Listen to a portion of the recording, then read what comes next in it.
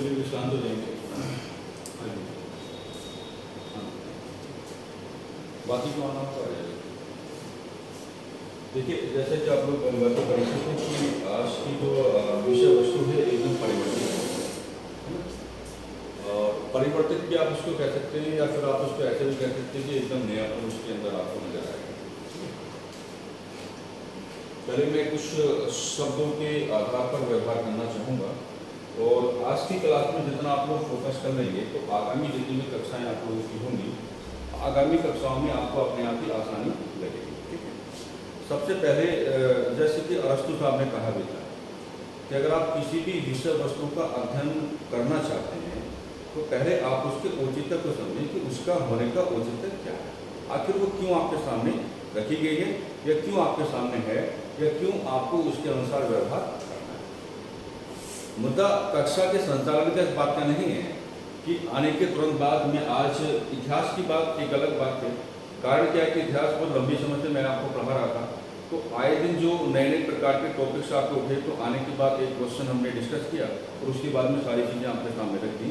लेकिन ये मुद्दा अपने आप में काफ़ी चुनौतीपूर्ण है, और क्या है, कैसे है, शुरुआत में आपको उस पर बात करना पड़ेगा। ठीक है, और क्यों आपके लिए आवश्यक है ये बात समझना। आप लोग जब अपने सिलेबस की तरफ थोड़ा जाएंगे तो सिलेबस में देखिए क्या लिखा मिलेगा आपको। अगर आप अपने सिलेबस का अवलोकन करेंगे तो सिलेबस में आपको लिखा मिलेगा, इस तरीके से लिखा मिलता है कि नीति शास्त्र, बात को समझना, नीति शास्त्र, और एक शब्द क्या मिलता है आपको जिसको क्या कहते हैं, सत्यनिष्ठा, और एक शब्द क्या मिलता है जिसको आप क्या कहते हैं, अभिरुचि।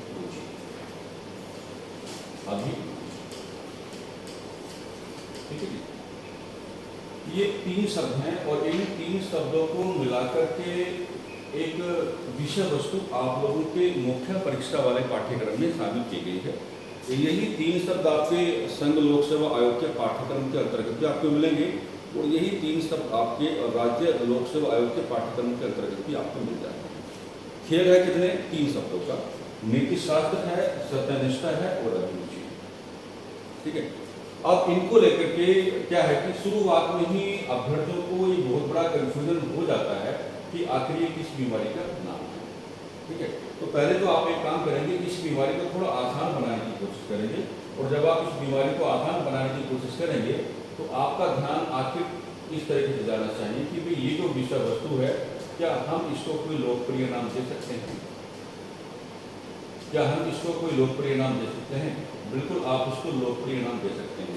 शुरुआत में ही आप अपनी दुविधा को, थोड़ा परेशानी को कम कर सकते हैं कि इसका लोकप्रिय नाम क्या माना जाएगा, आपका नीति शास्त्र। ये नीति शास्त्र के नाम से ही क्या आपका जाना जाता है। तो जब आप तीन शब्दों पे गौर करेंगे तो आपको थोड़ी कठिनाई का भाव पैदा हो ही जाता है। तीन शब्दों को आधार बना करके एक विषय वस्तु आपके पाठ्यक्रम में शामिल अवश्य की गई है, लेकिन इसका भी एक लोकप्रिय नाम आपको क्या मिलेगा, नीति शास्त्र। इस नाम से आप इसको क्या करेंगे, संबोधित कर सकते हैं, या आपको जो संबोधन आना चाहिए वो इसी नाम के साथ आना चाहिए। इंग्लिश में जनरली हम इसको क्या बोल देते हैं, इथिक्स बोल देते हैं। इंग्लिश में जनरली हम इसको क्या बोल देते हैं, इथिक्स हम इसको बोल देते हैं। हरी बात समझ में। अब एक काम देखिएगा कि मान लीजिए मैं अगर आपके सामने दो शब्द लिखूं कि नीति शास्त्र को लेकर के सामान्यतः अभ्यर्थियों में दुविधा भी नजर आती है, नीति शास्त्र को लेकर के सामान्य अभ्यर्थियों में दुविधा भी नजर आती है, और सामान्य अभ्यर्थियों में एक भय, आप उसको भय कह सकते हैं या आप उसको डर कह सकते हैं, ये भी नजर आता है। इनमें कठिन कौन सा है और आसान कौन सा है, मुझे इतना बताएं, क्योंकि जिस परीक्षा के लिए आप लोग जा रहे हैं वहाँ शब्दों का खेल ही है। अगर आपको शब्दों का खेल खेलना आता है तो आप आसानी से उसको पार करके चले जाएंगे, और अगर आपको शब्दों का खेल खेलना नहीं आता है तो आपको थोड़ा कठिनाई का भाव पैदा हो जाएगी। ये मैं बता रहा हूँ आपको भी होगा, ऐसी बात नहीं है, ये सभी के मन में होता है। सभी के मन में आपको दुविधा भी नजर आएगी, और सभी के मन में आपको मैं दो शब्द आपको दिया हूँ कि सामान्यतः अभ्यर्थियों के बीच में ये चीज़ें आपको नजर आएंगी। अभ्यर्थियों के बीच में आपको दुविधाएं भी नजर आती हैं इस विषय वस्तु को समझने के संदर्भ में। और मैंने अगर ऐसा कहा कि अभ्यर्थियों के मन में, व्यवहार में, उनकी सोच में भय भी नजर आता है, डर भी नजर आता है, तो इनमें हल्का कौन सा है और इनमें भारी कौन सा है। देखिए, अगर दुविधा पैदा होती है तो दुविधा जो है ये थोड़ा क्या है, इसके अंदर आपको थोड़ा क्या नजर आएगा, लचीलापन आपको नजर आता है। दुविधा अगर है तो आप उसको दूर कर सकते हैं। यहाँ पे क्या थोड़ा लचीलापन आपको नजर आएगा, लेकिन अगर आपने अपनी सोच में भय पैदा कर लिया है, आपने अपनी सोच में डर पैदा कर लिया है कि इस विषय वस्तु को लेकर के, तो ये इसका क्या माना जाएगा, कठोरपन माना जाएगा, ये इसका क्या माना जाएगा, कठोरपन माना जाएगा। तो मेरी आपसे नैतिक अपील ये है, मैंने जानबूझ के शब्दावली इस्तेमाल की नैतिक अपील, क्योंकि ये नैतिकता ही इसमें सब कुछ जोड़ना है कि आप अपने व्यक्तित्व को कठोर ना बनाएं, बल्कि आप अपने व्यक्तित्व को क्या बनाएं, फ्लेक्सिबल बनाएं, यानी कि कैसा बनाएं, लचीला बनाएं।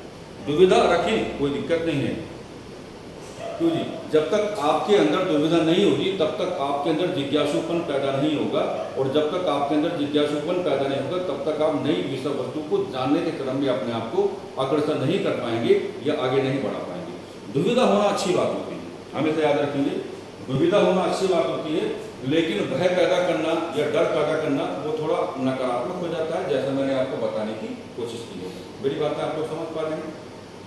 ये आज का जो आपका लेक्चर होगा ये आपकी क्या नींव है। अगर आपने इसको समझ लिया, मैं बाद में बहुत सारी बातें आपको लिखाने वाला हूँ आज, समझा करके सारी बातें, तो अगर आज के लेक्चर के साथ आप अपने आप को जोड़ लेते हैं तो फिर आगामी जो कक्षाएं आपकी हैं उनमें चीज़ों को समझने में आपको दिक्कत नहीं होगा।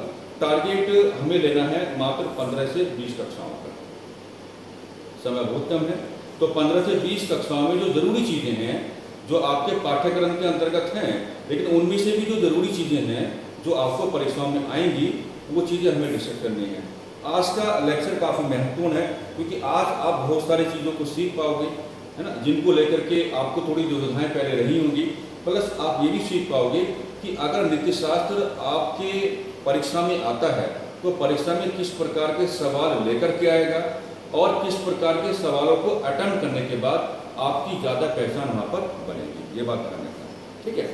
और मैं हमेशा कहता हूँ बच्चों से कि नीति शास्त्र में जो बच्चा मेहनत करके चलेगा, याद रखना, नीति शास्त्र में जो बच्चा मेहनत करके चलेगा उसका साक्षात्कार अर्थात इंटरव्यू उतना ही आसान हो जाता है, और जिसका परफॉर्मेंस यहाँ पे डाउन रह जाएगा उसका साक्षात्कार जो आपका इंटरव्यू है उतना ही क्या हो जाता है, टिपिकल हो जाता है ना। क्योंकि जब तक नीति शास्त्र को आपके पाठ्यक्रम में शामिल नहीं किया गया था तो जो आपके व्यक्तित्व का, व्यवहार का, सोच का, दृष्टिकोण का परीक्षण आज नीति शास्त्र के माध्यम से किया जाता है, वो सारा का सारा परीक्षण आपका इंटरव्यू के माध्यम से किया जाता है। लेकिन जब से आप लोगों के पाठ्यक्रम में इस विषय वस्तु को शामिल किया गया है तो आपका जो व्यक्तित्व है या आपका जो व्यवहार है या आपका जो आचरण है या आपकी जो सोच है उसका एक भारी परीक्षण मुख्य परीक्षा में ही कर दिया जाता है, ताकि साक्षात्कार में कुछ अन्य प्रकार के सवाल आपसे किए जा सके। मेरी बात आप समझ पा रहे हैं? अब सबसे प्रारंभिक कठिनाई हम रखते हैं आपके सामने। सबसे प्रारंभिक कठिनाई ये है कि ये जो आपका नीति शास्त्र है, देखिए ये अपने आप में कोई स्वतंत्र विषय नहीं है, याद रखिए मेरी बात। ये अपने आप में क्या है, ये अपने आप में कोई स्वतंत्र विषय नहीं है। आप कभी भी गलती नहीं करेंगे कि ये अपने आप को आप इसको मतलब स्वतंत्र विषय के रूप में लेकर के नहीं चलेंगे। आपने देखा होगा कि एकेडमिक्स में इसका प्रयोग ना के बराबर है। क्या है? एकेडमिक्स के अंदर इसका प्रयोग क्या ना के बराबर है, और इसलिए मैं आज इस प्रकार की शब्दावली का प्रयोग आपके सामने कर रहा हूँ। नीति शास्त्र रूपी विषय वस्तु अपने आप में कोई स्वतंत्र विषय नहीं है, है ना। ये क्या है? ये व्यवस्थाओं का, आप कह सकते हैं ये व्यवस्थाओं का क्या है? ये व्यवस्थाओं का मिश्रित रूप है। ये व्यवस्थाओं का क्या है? मिश्रित रूप है। जैसे आपने वो देखा है सीसेट वाला जो आपका सेक्शन होता है, तो सीसेट को लेकर के सामान्यतः बच्चे यही मान के चलते हैं कि सीसेट अपने आप में जो एग्जामिनेशन का एक सेक्शन है उसमें हमको मैथमेटिक्स और रीजनिंग ही पढ़ना है, जबकि ऐसा नहीं है। सीसेट अपने आप में जो समस्याएं हैं उनका मिक्स फॉर्मेशन है। अगर आप सीसेट को गौर से देखेंगे तो मैं अगर उत्तर प्रदेश की बात करूं, क्योंकि मैं वहीं से बिलोंग करता हूं, तो वहाँ पे क्या होता है कि 17 क्वेश्चन तो आपको हिंदी लैंग्वेज का पूछा जाता है, 17 क्वेश्चन आपको इंग्लिश लैंग्वेज का पूछा जाता है, ठीक है। और ऐसा नहीं कि मैथमेटिक्स नहीं आता है, बिल्कुल आता है, रीजनिंग भी आता है, संप्रेषण कम्युनिकेशन वहाँ पे आता है, डिसीजन मेकिंग के क्वेश्चन वहाँ पे आते हैं, और एक हिंदी का और एक इंग्लिश का पैराग्राफ भी वहाँ पर आता है। यही क्या आपका कहीं ना कहीं यही कहाँ मिलेगा आपको? उत्तराखंड के अंदर भी आपको मिलेगा। कई बार ऐसा होता है कि कमीशन जो वैल्यूज है उनको घटा सकता है, बढ़ा सकता है, वो कमीशन की इच्छा पर निर्भर करता है। तो जैसा आपका सीसेट वाला ही समस्या है, वो नाना प्रकार की व्यवस्थाओं का मिला जुला रूप है, बिल्कुल ऐसे ही आपको नीति शास्त्र को टैकल करके चलना है। आप इसको स्वतंत्र विषय की कैटेगरी में लेकर के नहीं जा सकते। अगर आप इसको स्वतंत्र विषय की कैटेगरी में लेकर के जाएंगे तो मेरे हिसाब से आप बहुत भारी गलती करेंगे। इसलिए मैंने पहले आपको चेतावनी देने की कोशिश की है कि आप इसको स्वतंत्र विषय के रूप में लेकर न जाएं, बल्कि आप ये कहें कि ये क्या है, कि नाना प्रकार की व्यवस्थाओं का मिश्रित रूप है। क्या है? नाना प्रकार की व्यवस्थाओं का मिश्रित रूप है। और उन्हीं नाना प्रकार की व्यवस्थाओं को आधार बना करके 3 शब्द बाहर निकाले गए, नीति शास्त्र, सत्यनिष्ठा और अभिरुचि, और इनको आधार बना करके आपके पाठ्यक्रम में शामिल कर दिया गया।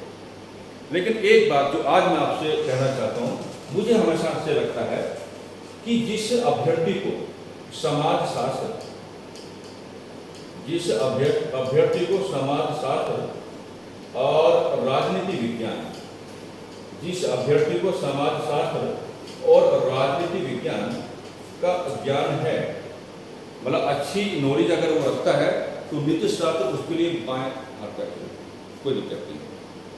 क्योंकि नीति शास्त्र रूपी व्यवस्था में समाजशास्त्र का प्रभाव आपको नजर आता है, और नीति शास्त्र रूपी व्यवस्था में राजनीति विज्ञान का प्रभाव आपको नजर आता है। इसलिए मैंने इस प्रकार के एक वाक्य का प्रयोग किया। वाक्य तो नहीं है, शब्दावली आप उसको कह सकते हैं कि ये नाना प्रकार की क्या है, व्यवस्थाओं का मिश्रित रूप है। क्योंकि जब जब मैंने इसका क्लोज ऑब्जर्वेशन किया है, या जब जब मैंने इसका क्लोज एग्जामिनेशन किया, तो मैंने खुद व्यक्तिगत तौर पर यह पाया है कि इस पर आपका समाजशास्त्र का प्रभाव नजर आएगा, बिल्कुल नजर आएगा, और इस पर राजनीति विज्ञान का प्रभाव भी आपको नजर आता है। अगर आप नीति शास्त्र यानी कि इथिक्स के ओरिजिन की बात करोगे, इसके उद्भव की बात करोगे, तो सबसे बड़ा सहारा जो आपका बनता है वो राजनीति विज्ञान ही बन के आता है। इसलिए आप ये भी अपने आप को समझा करके चलेंगे कि हमें इसे स्वतंत्र विषय के रूप में लेकर के नहीं चलना है, बल्कि हमें अपने आप को ये समझाना है कि ये जो एक व्यवस्था है, ये नाना प्रकार, ये जो एक मतलब पाठ्यक्रम में आपके शामिल किया गया जो विषय वस्तु है, ये नाना प्रकार की व्यवस्थाओं का मिश्रित रूप है। और उसमें भी कोशिश ये करेंगे कि प्रभाव अगर आपको डालना हो तो प्रभाव समाजशास्त्र का आप दिखाएंगे, और राजनीति विज्ञान का प्रभाव भी आप लेकर के चलेंगे। आने बातें सुनिए, कोई दिक्कत है, कोई परेशानी तो नहीं है ना। तो इसलिए उन लोगों के लिए बड़ा आसान हो जाता है जिन लोगों को समाजशास्त्रीय विचारधाराओं का ज्ञान है, और उन लोगों के लिए काफ़ी आसान हो जाता है जिन लोगों को राजनीति विज्ञान का अच्छा ज्ञान है। उनके लिए ये कोई समस्या, कोई बड़ी समस्या नहीं है, बस थोड़ा सा एक निगाह मारना है और चीज़ों को देखना है, और सारी की सारी कहानी बन के आपके सामने आ जाती है। आ रही बात है? अब देखो, शुरुआत में ही एक हल्का सा रिफ्लेक्शन मैं आपके सामने रखना चाहूँगा कि नीति शास्त्र रूपी विषय वस्तु को आपके पाठ्यक्रम में शामिल क्यों किया गया है। हालांकि इसको लेकर के बड़े अच्छे आर्टिकल हैं मेरे पास, जो मुझे आज आपको दिखाने भी हैं बाद में, लेकिन पहले आप अपने आप से थोड़ा आंसर देने की कोशिश करेंगे कि नीति शास्त्र रूपी विषय वस्तु को आपके पाठ्यक्रम में क्यों शामिल किया गया है।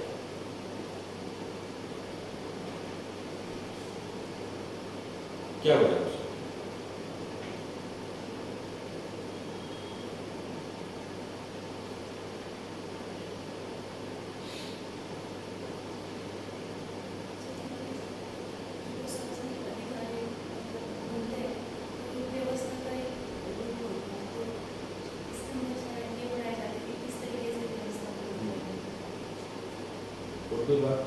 सोचा कि जो प्रशासक है उनको नीति शास्त्र के ज्ञान के अभाव में वो कोई भूल ना करे, उनके पास ये ना रह जाए कि हमें नीति शास्त्र का ज्ञान नहीं। आप थोड़ा नजदीक थी, आंसर आपका भी ठीक है। आप सर नीति शास्त्र को इसलिए इंप्रूव किया गया ताकि एक्सीडेंट आप देखिए, अभिव्यक्ति जब तक नहीं करेंगे, एक तो मेरा प्रथम इसका माइक देखना, आवाज़ मेरे पास कमेंट आया कि आवाज़ कम जा रही है, यहाँ से माइक चेक करके देखना या आवाज़ चेक करके देखिए। देखो, जब तक आप अपने आप को व्याख्यात नहीं करोगे, है ना, या जब तक आप अपने आप को अभिव्यक्त नहीं करोगे, तब तक आपके अंदर आत्मविश्वास पैदा नहीं है ना। ये कक्षा आपकी अपनी है, और ऐसा नहीं कि मैं अगर आपके बीच खड़ा हूँ तो अगर आपने कोई गलत बात बोल दी तो आपको फांसी पर टांग दूंगा या आपको नाना प्रकार की यातनाएं देने की कोशिश करूँगा, ऐसा नहीं है। व्याख्या गलत है, सही है, मतलब इस बात से नहीं है, मतलब इस बात से कि आपको उस माहौल में जाना है। तो आपको व्यक्तिगत तौर पर क्या लगता है एक अभ्यर्थी होने के नाते कि नीति शास्त्र रूपी व्यवस्था को क्यों शामिल किया गया आपके पाठ्यक्रम में? नहीं आ रही आवाज? आप खोल के देखिए ना आवाज उसको। नहीं, आप अपने फोन की आवाज खोल के देखिए। अच्छा, मैं कर सकता हूँ। आवाज आ रही है? आवाज क्यों आ रही है?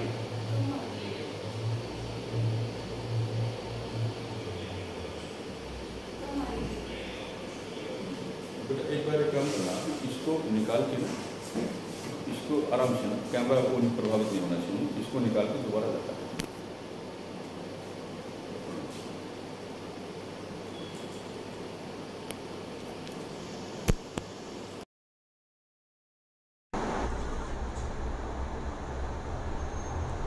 ठीक है, हाँ जी, थोड़ा आंसर करेंगे व्यक्तिगत तौर पर आप जैसे कि प्रशासनिक अधिकारी बनते जाता है जी अगर समाज में रहना है, समाज का नैतिक व्यवहार को जानना है। बिल्कुल। जब तक हम नीति शास्त्र का ज्ञान नहीं होगा तो हम व्यवहारिक तौर पर किस प्रकार से किस व्यक्ति से कैसा व्यवहार करना है, तो इस चीज़ को उसमें जानने के लिए इस सब्जेक्ट को इसमें रखा है। हालांकि हम लोग इस चीज़ को बड़े अच्छे से डिस्कस करने जा रहे हैं कि नीति शास्त्र आखिर महत्वपूर्ण क्यों है, लेकिन मुझे शुरुआत में एक हल्का सा रिफ्लेक्शन आपके सामने रखना था। आप लोगों ने जो आंसर बनाए हैं, आंसर में कोई दिक्कत तो खैर नहीं है, है ना, लेकिन आप एक बात ये कहेंगे कि देखिए नीति शास्त्र की जो आवश्यकता आपको है, अब देखिए जब तक आप लोगों ने प्रीलिम्स क्वालिफाई नहीं किया तब तक क्या आपने कभी सोचा कि आपको नीति शास्त्र पढ़ना है? हालांकि आप मनुष्य हैं और मनुष्य होने के नाते आप एक सामाजिक प्राणी भी हैं, लेकिन क्या कभी आपने व्यक्तिगत तौर पर कोशिश की कि हमें नीति शास्त्र को पढ़ना है या समझना है? नहीं, है ना। आज आपकी कोशिश है, तो आज आपकी कोशिश की वजह क्या है? वजह ये कि आप प्रशासनिक अधिकारी बनना चाहते हैं। क्या है? आप प्रशासनिक अधिकारी बनना चाहते हैं। मैं आपको ये समझाना चाहता हूँ कि जब आप प्रशासनिक अधिकारी बनते हैं तो केवल आप ये नहीं कि आप सिलेक्शन पाते हैं, प्रशासनिक अधिकारी बनने के साथ साथ आपको नाना प्रकार की शक्तियाँ और आपको नाना प्रकार के अधिकार दिए जाते हैं। अब दो बातें समझो कि जब किसी व्यक्ति को आप नाना प्रकार की शक्तियाँ देने की बात करेंगे या आप जब किसी व्यक्ति को नाना प्रकार के अधिकार देने की बात करेंगे और अगर उन शक्तियों को या अधिकारों को आप असीमित अवस्था में छोड़ दें तो व्यक्ति के पागल होने का खतरा रहता है। क्या समझे? यानी कि व्यक्ति को अगर आप ये कहेंगे कि हमने आपको शक्तियाँ दे दी हैं, हमने आपको अधिकार दे दिए हैं और इन पर कोई सीमाएं नहीं है, अर्थात ये क्या है? असीमित अवस्था में है, तो व्यक्ति के पागल होने का मतलब का ये उसका मतलब ये निकल के आएगा कि व्यक्ति अपने अधिकारों का या शक्तियों का दुरुपयोग कर सकता है। व्यक्ति अपने अधिकारों का या शक्तियों का दुरुपयोग कर सकता है। यही बात है जब आप प्रशासनिक अधिकारी बनते हैं, तो प्रशासनिक अधिकारी जब आप बनेंगे तो आपके जो कमीशन है, ऐसा नहीं कि कमीशन एक बौद्धिक व्यक्ति को नहीं उठाना चाहता है, एक ऐसे व्यक्ति को उठाना चाहता है जिसका बौद्धिक स्तर काफ़ी अच्छा हो, ऐसी बात नहीं है। हमारे कमीशन की ये अपेक्षाएं रहती हैं कि उसे एक ऐसे व्यक्ति को उठाना है जिसका बौद्धिक स्तर अच्छा हो या कमाल का हो, है ना। लेकिन जो उसका बौद्धिक स्तर है, अगर उस पर आप नैतिक सीमाएं आरोपित नहीं करोगे, क्या बोला मैंने? अगर उसके बौद्धिक स्तर पर आप नैतिक सीमाएं आरोपित नहीं करोगे तो वो अपने उसी बौद्धिक स्तर का फ़ायदा अपने व्यक्तिगत लाभ के लिए उठा सकता है। वो अपने बौद्धिक स्तर का फ़ायदा अपने व्यक्तिगत लाभ के लिए उठा सकता है। तो ये एक नीति शास्त्र का उद्देश्य है यहाँ पर कि जब किसी व्यक्ति को आप प्रशासनिक अधिकारी बनाने की बात करेंगे तो प्रशासनिक अधिकारी जब उसको आप बनाएंगे तो आप उस व्यक्ति के व्यक्तित्व का, है ना, एक नैतिक परीक्षण कर लें, है ना। इस बात से कोई फ़र्क नहीं पड़ता कि वो बौद्धिक कितना ज़्यादा है, फ़र्क इस बात से पड़ता है कि कहीं ऐसा ना हो जाए कि वो अपने बौद्धिक स्तर का नकारात्मक प्रयोग कर ले। हमें उसे रोकना है कि वो अपने बौद्धिक स्तर का नकारात्मक प्रयोग ना कर ले, एक बात। दूसरी बात क्या है कि जब आप प्रशासनिक अधिकारी बनते हैं तो वही बात आप जोड़ के चलेंगे कि आपको भी नाना प्रकार के अधिकार मिलेंगे, आपको भी नाना प्रकार की शक्तियाँ मिलेंगी, है ना। तो अगर आपके व्यक्तित्व में या आपके व्यवहार में या आपके आचरण में अगर नैतिकता है तो मैं आपसे बड़े सामान्य तौर पर अपेक्षा कर सकता हूं कि आप अपने अधिकारों को या शक्तियों को दुरुपयोग नहीं करेंगे। आ रही बातें समझ में? मान लीजिए आप में से कोई भी अपने आप को एज्यूम करके चल सकता है कि आप एसडीएम के पद पर कहीं तैनात हैं, है ना। आप थोड़ा अच्छा भी महसूस कर सकते हैं कुछ समय के लिए। और जब आप एसडीएम के पद पर तैनात हैं तो एक व्यक्ति अपनी शिकायत लेकर के आपके पास आता है ना। तो नीति शास्त्र वहाँ पर आपसे क्या अपेक्षा करता है? मेरे हिसाब से नीति शास्त्र, मैं अपनी तरफ से एक आंसर देना चाहूँगा, नीति शास्त्र इस कंडीशन में आपसे ये अपेक्षा करता है कि जो व्यक्ति अपनी शिकायत आपके पास लेकर के आया है, आपका पहला कदम इस नाते आगे बढ़ना चाहिए कि आप कुछ ऐसा करें कि वो व्यक्ति आप पर अपना भरोसा व्यक्त कर ले। आप एक गिलास पानी पिला सकते हैं। कुछ लोग ऐसा भी करते हैं कि अपने ऑफिस से बाहर करवा देते हैं, वो एक अलग बात है। हमें एक्सेप्शंस नहीं पढ़ने हैं, हमें नीति शास्त्र का उद्देश्य पढ़ना है, ठीक है। तो नीति शास्त्र की इस परिस्थिति में अपेक्षा ये होगी आपसे कि आप अगर एक गिलास पानी भी उसको पिला देंगे तो वो आप पर अपना भरोसा व्यक्त करेगा और जिस रूप में उसकी शिकायत है उसी रूप में आपके सामने उस शिकायत को रखने की कोशिश करेगा। इसका फ़ायदा ये मिलेगा कि आप शिकायत की जो सही विषय वस्तु है आप उससे परिचित हो जाएंगे ताकि कदम उठाने में आपको कोई दिक्कत या आपको कोई परेशानी ना हो, है ना। मान लीजिए आप कहीं प्रशासनिक अधिकारी के रूप में तैनाती आपकी है और आपको अचानक से सूचना मिलती है कि शहर के इस कोने में एक जाम लगा हुआ है। तो अगर इस स्थिति में प्रशासनिक अधिकारी ये मान के चलेगा कि मैं प्रशासनिक अधिकारी हूँ, और एक शब्द हम लोग यूज़ करते हैं कि टसन में, और अगर वो टसन में जाएगा और जाकर के जाम को खुलवाने की कोशिश करेगा तो वहाँ माहौल बिगड़ सकता है। कारण क्या है? प्रशासनिक अधिकारी होने के नाते आपको तनख्वाह ही नहीं लेनी होती है या आपको घंटों की ड्यूटी ही नहीं करनी होती है। आपको अपने आप को इस नाते बचाकर चलना होता है कि कभी किसी की उंगली यहाँ पर आकर के टच ना हो जाए। अगर किसी की उंगली यहाँ पर आकर टच हो गई तो आपको अगर ये लगता हो कि कुछ नहीं हुआ है तो गलत है, ऐसा आपका सोचना बहुत कुछ हो गया है। तो मुद्दा इस बात का है कि ये कहते हैं ना कि गांधीगिरी, तो यही तो गांधीगिरी है, यही नीति शास्त्र है।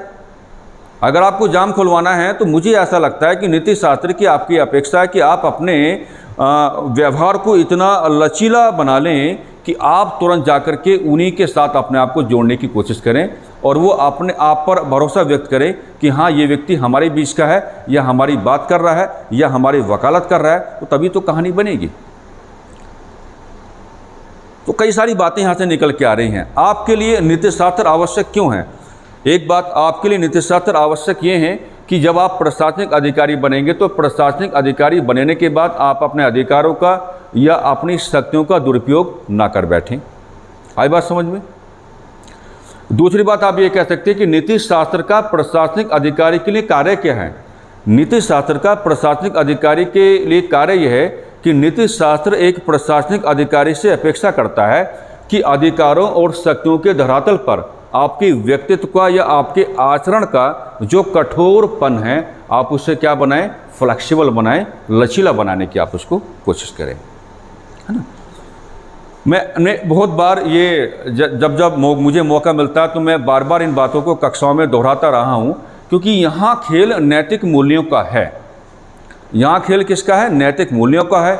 और नैतिक मूल्यों को पढ़ना, उनको जानना, उनको समझना और उसके बाद उनको डाइजेस्ट करना, ये आज के युग में बड़ा मुश्किल हो गया है। जब हम गांधीवादी जैसी विचारधारा को डाइजेस्ट करने में परेशानी का भाव हमें होता है तो फिर ये तो नीति शास्त्र है जो गांधीवादी विचारधारा से काफ़ी आगे जा कर के आपके सामने आएगी। तो ये हल्का सा मैंने बताने का कार्य किया है कि आपके लिए इसका क्या प्रयोग है या उपयोग है या आपके लिए इसकी क्या महत्ता है। वैसे तो खैर आप देखें, बार बार आप बहुत सारी चीज़ें पढ़ेंगे तो बार बार आपको ये लिखा मिलेगा कि मनुष्य अपने आप में एक सामाजिक प्राणी है। मुझे लगता है कि मनुष्य को अगर हम एक सामाजिक प्राणी कहने की कोशिश करते हैं तो मनुष्य का खुद से ये नैतिक कर्तव्य बन जाता है कि समाज में जब वो रहेगा तो हमेशा समाज को संघर्षों के धरातल पर आगे ना बढ़ाए, बल्कि सहयोग के धरातल पर आगे बढ़ाने का कार्य करे। ये चीज़ आपके लिए काफ़ी लाभकारी है और आपको बहुत कुछ सिखा करके जाएगी। जब आप 15 से 20 कक्षाएं पढ़ लेंगे तो आप अपने व्यक्तित्व में काफ़ी सुधार पाएंगे, एक बात। और दूसरी बात क्या है कि समाज को देखने का नज़रिया आपका बदल जाएगा, ठीक है। और इसका एक फ़ायदा आपको निबंध में बहुत ज़्यादा अच्छा मिलेगा, है ना। मेरी कोशिश ये रहेगी कि मैं अपने शब्द आपको दूँ ताकि निबंध में भी आपको थोड़ा अच्छा लगे, और यहाँ तो खैर आपको चीज़ें समझना है ही है। तो ये बातें शुरुआत में हो गई हैं। उम्मीद करता हूँ कि ये बातें आपने अपने माइंड में थोड़ा इस्टेब्लिश करने की कोशिश की होंगी, और शुरुआती जो कठिनाई रही होगी आपकी वो बहुत ज़्यादा कम तो नहीं हुई होगी, लेकिन थोड़ी कम अवश्य हो गई होगी। हरी बात समझ। अब देखिए,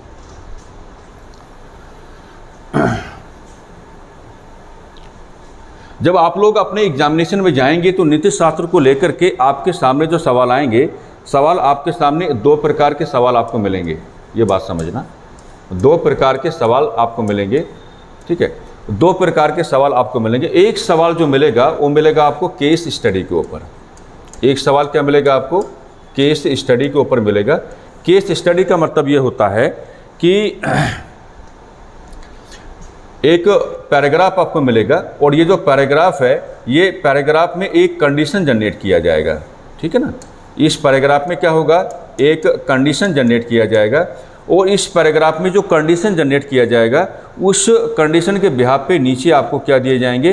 कुछ क्वेश्चन आपको दिए जाएंगे इस तरीके से, और इन क्वेश्चन को पढ़ना है आपको, और इस कंडीशन का आत्मसातीकरण करके इनकी व्याख्या करनी है।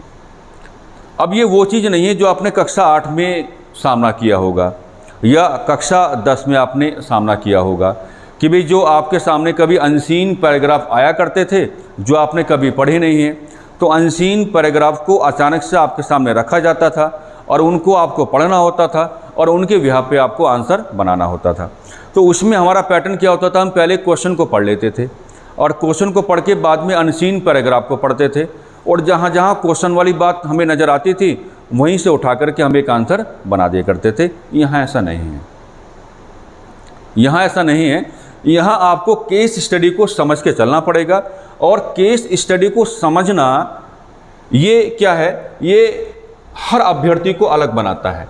हर अभ्यर्थी को क्या बनाएगा? हर अभ्यर्थी को क्या बनाएगा? बिल्कुल अलग बना के चलेगा। हर अभ्यर्थी को अलग बना के क्यों चलेगा? क्योंकि हर अभ्यर्थी का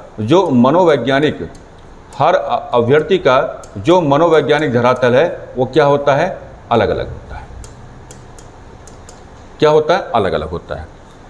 केस स्टडी को पढ़ के, इसके केस स्टडी को पढ़ के जो एक कंक्लूजन आपके सामने आएगा वो एवरी कैंडिडेट के सामने एक समान नहीं आ सकता, क्योंकि हर कैंडिडेट के पास अपनी इंडिविजुअल क्या है? साइकोलॉजी है। और जब वो अपनी इंडिविजुअल साइकोलॉजी का यूज़ करेगा, इस्तेमाल करेगा, तो केस स्टडी की जो समझ उसके सामने आई है वो अलग अलग रूप में आएगी। तो एक सवाल तो आपके सामने इस रूप में आता है। एक सवाल आता है जैसे हम कह सकते हैं कि सिद्धांतों पर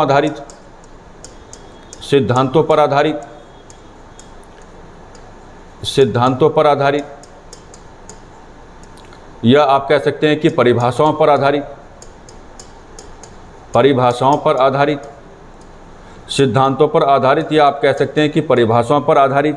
जैसे इधर देखिए, परिभाषाओं पर आधारित आपसे पूछा जा सकता है कि हल्का सवाल मैं आपको बना के दिखाता हूँ कि नीति शास्त्र से आप क्या समझते हैं, है ना, और नीति शास्त्र के विभिन्न आयामों पर चर्चा करें। हल्का सवाल बन गया।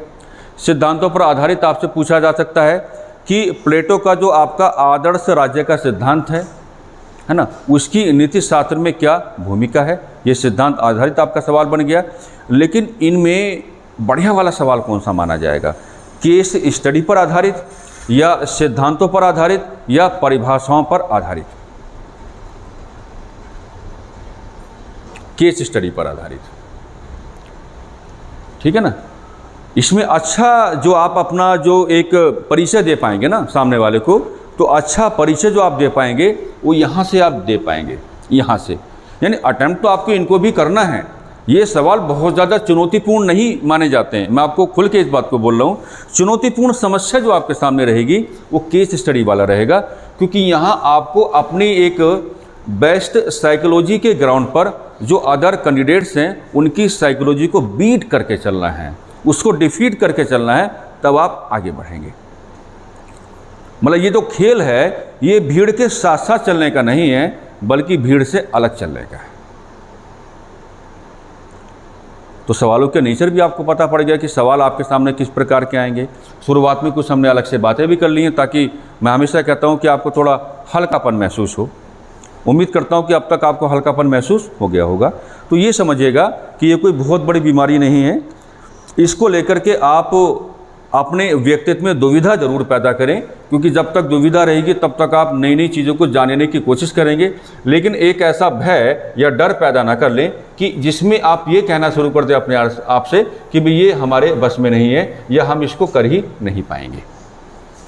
हाँ, ये फुल्ली आपके कंट्रोल में है। बहुत इजी टास्क है, बहुत आसान सा टास्क है। थोड़ा शब्दों का खेल आपको समझना है, उसी हिसाब से आप अपनी बात कर लेंगे। आगे बढ़ें। अब देखिए, मैंने बताया कि 3 शब्द आपको मिलेंगे। नीति शास्त्र है, सत्यनिष्ठा है, या आपका अभिरुचि है। लेकिन हमने इन तीनों को कंसाइज वे में कैसे लिख लिया है, इसके लोकप्रिय नाम के आधार पर। और इसका लोकप्रिय नाम आपको किस रूप में मिला, तो इसका लोकप्रिय नाम आपको इस रूप में मिला कि नीति शास्त्र, है ना। आप इसको इस नाम से क्या करेंगे, संबोधित करेंगे, है ना। अब देखिए, नीति शास्त्र को अगर हम इथिक्स में कहेंगे तो इथिक्स जो है, तो ये क्या है, ये तो आपका आप कह सकते हैं कि वर्ड ऑफ इंग्लिश लैंग्वेज। जैसा आप देख पा रहे हैं कि ये अंग्रेजी भाषा का क्या है, शब्द है। ये क्या है, अंग्रेजी भाषा का शब्द है। ये क्या है, अंग्रेजी भाषा का शब्द है। लेकिन अगर आप इसके ओरिजिन की बात करेंगे, ये थोड़ा समझना पड़ेगा आपको। आप इसके ओरिजिन की बात करेंगे, यानी कि अगर आप इसके उद्भव की बात करेंगे, तो उद्भव जो हुआ है वो एक आप कह सकते हैं कि जिसको आप ग्रीक भाषा भी कह सकते हैं, है ना। ग्रीक भाषा के एक शब्द से, ग्रीक भाषा के एक शब्द से, और ग्रीक भाषा का जो शब्द है उसको आप क्या कहेंगे, एथिका। क्या कहेंगे, एथिका। उसको क्या कहा जाएगा, एथिका कहा जाएगा, है ना। आप कोई भी उठाएं, देखिए अगर आप फिलोसफी उठाएंगे तो फिलोसफी में भी आपका शुरुआती अध्ययन ऐसे ही होता है। सोशियोलॉजी आप उठाएंगे तो वहाँ पर भी ऐसा होता है, ठीक है। आपको इस क्लास में परेशानी इस नाते नहीं होगी कि जैसा आप लोग तो खैर पहले से जानते हैं कि मेरा जो अध्ययन और अध्यापन का खेल है, ठीक है, वो केवल इसी बात पर आधारित नहीं है कि मैं केवल इतिहास के साथ अपने आप को जोड़ के चलता हूँ, है ना। समाजशास्त्र हो, चाहे आपका दर्शन शास्त्र हो, चाहे आपका राजनीति विज्ञान हो, या फिर चाहे आपका इतिहास हो, ठीक है, ये ईश्वर की कृपा से और आप लोगों के सहयोग से ये चारों विषय ग्रिप में हैं। तो इसलिए ये जो समस्या है, ये समस्या जब आपके सामने आएगा तो यहाँ आपको दिक्कत नहीं होगा। थ्योरीज को डिफाइन करना, है ना, और थ्योरीज को जब मैं आपके सामने रखूँगा तो आप हमेशा एक बात समझ के चलेंगे कि आपको किताबी भाषा या किताबी अध्ययन आपको नज़र नहीं आएगा। मुझे अगर अभी आपको प्लेटो का आदर्शवादी राज्य पढ़ाना हो या प्लेटो अगर पूरा पढ़ाना हो, तो मैं जैसे प्लेटो महोदय को समझाऊं उस हिसाब से सारी चीज़ें आपके सामने रख दूंगा, है ना।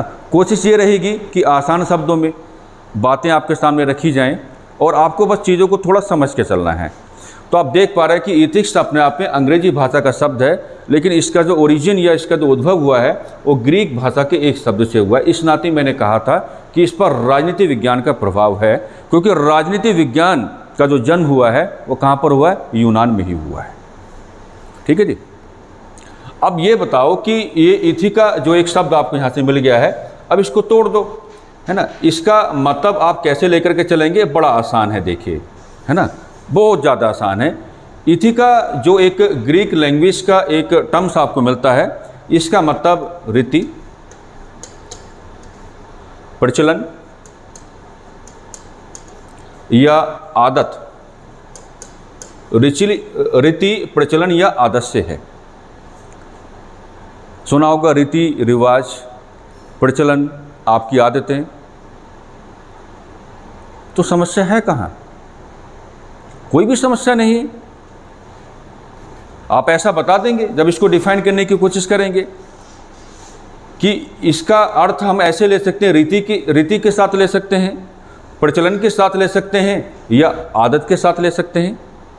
हो सकता है कि अभी थोड़ा भारीपन आपको नज़र आ रहा होगा, लेकिन मुझे इनकी डेफिनेशन आपको नहीं बतानी है, मैं डेफिनेशन अलग हिसाब से बताऊंगा। क्योंकि अगर मैं कभी ये कहता हूँ कि साम्राज्यवादी कौन होता है, तो मैं साम्राज्यवादी को लेकर के अपनी परिभाषाएं बताता हूँ, लेकिन एक परिभाषा आपके मन में भी तो है, तो क्यों ना आप उसी परिभाषा को सहारा बना करके आगे बढ़ लो। रीति क्या होता है, प्रचलन क्या होते हैं, आपकी आदतें क्या होती हैं, इनको लेकर के जो भी आपके माइंड में है अभी आप उसको सहारा बना के चलो।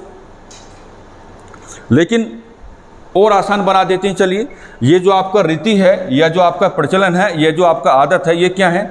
ये मनुष्य के, ऐसे समझते हैं, ये हैं क्या? ये मनुष्य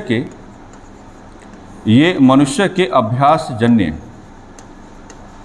ये मनुष्य के अभ्यास जन्य आचरण है जी। ये मनुष्य के अभ्यास जन्य क्या है? आचरण है। मतलब ये ऐसी चीज़ें हैं जिनका मनुष्य को अभ्यास है, ये ऐसी चीज़ें हैं जिनका मनुष्य को क्या है? अभ्यास है। यानी कि ये मनुष्य के क्या? अभ्यास जन्य आचरण हैं। भाई मैं हमेशा कहता हूँ कि अगर आपको किसी शादी में जाना है तो क्या कोई आपको बताएगा कि शादी में जाने के तौर तरीके क्या होते हैं? आपको पता है ना, पता है कि नहीं है? तो आप क्या हैं? अभ्यस्त हैं। तो ऐसे ही बहुत सारी व्यवस्थाओं को आप अपने दिमाग में ला सकते हैं। तो ये कहा गया है कि चाहे आप रीति की बात करें, चाहे आप लोग प्रचलन की बात करें, या चाहे आप लोग अपनी आदतों की बात करें, प्रचलन मतलब जो व्यवस्थाएं प्रचलन में हैं आए दिन हमारे सामने आती रहती हैं, तो इनको ये बताया गया कि ये मनुष्य के अपने आप में क्या है? अभ्यास जन्य आचरण है। ऐसे आचरण हैं जिनके संदर्भ में मनुष्य, ऐसे आचरण हैं जिनके संदर्भ में आप कह सकते हैं, जिनके संदर्भ में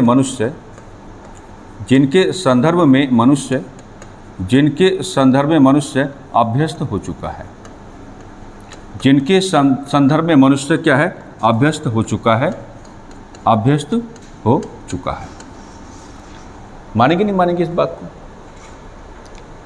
तो आप ऐसे पढ़ोगे, थोड़ा हो सकता है कि आपको कन्फ्यूजन हो, लेकिन जब आप इस बात को पलट के ऐसे कह दोगे तो सारी की सारी कहानी धीरे धीरे आपके सामने खुल के आ रही है ना।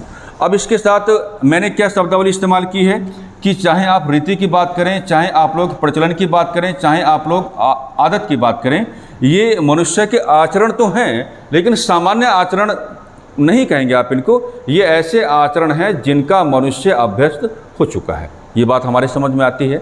लेकिन अगर इसके साथ हमने ये शब्द जो जोड़ा हुआ आचरण, तो आचरण को अगर आपको डिफाइन करना पड़ जाए तो आप क्या कहेंगे, है ना? आचरण को ऐसे डिफाइन कर सकते हैं आप लोग, आचरण कोमा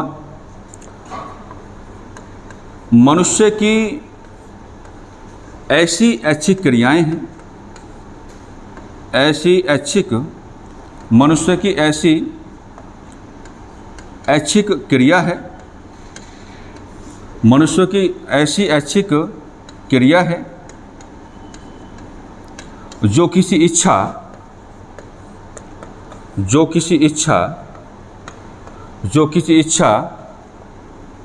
कोमा उद्देश्य से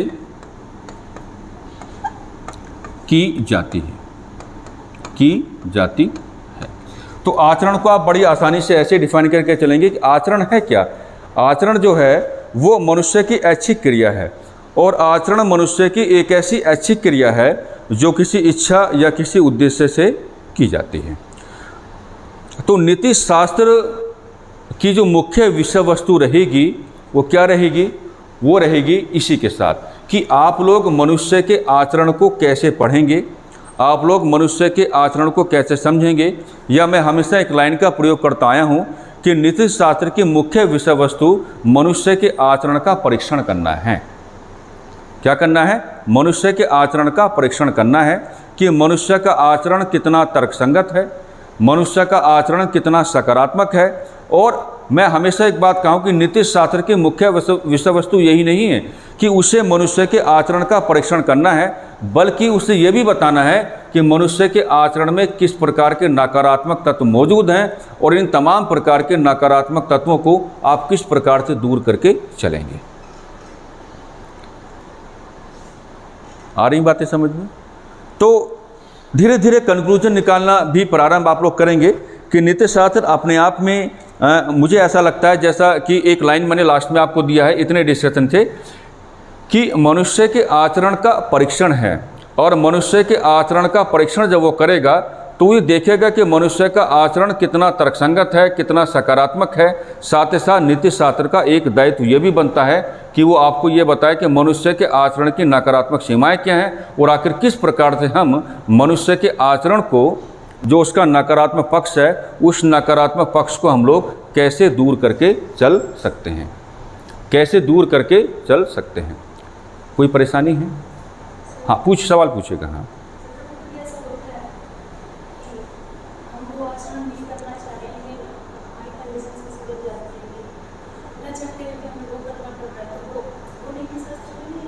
देखिए, आपके वो तमाम प्रकार के आचरण जिनको आप करना नहीं चाहते हैं लेकिन फिर भी आप कर जाते हैं, तो मनुष्य के ऐसे सभी आचरण जिनको मनुष्य करना नहीं चाहता फिर भी कर जाता है, तो इसमें आपके व्यक्तित्व में अज्ञानता का भाव है।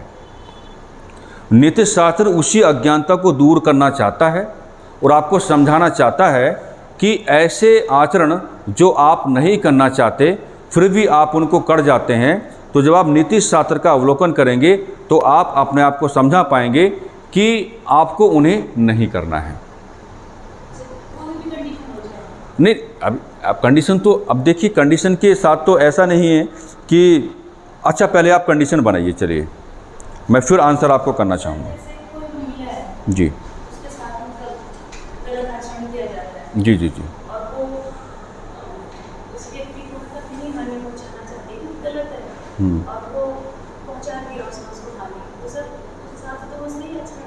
नहीं, देखिए ये तो खैर एक अलग बात होगी ना, ये तो खैर अलग बात होगी।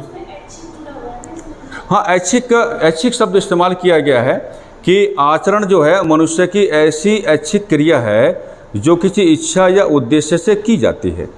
तो मैंने, आप सुनो, मैंने अगली बात जोड़ भी तो दी आपको, मैंने अगली बात आपको जोड़ भी तो दिया, आपने गौर नहीं किया शायद।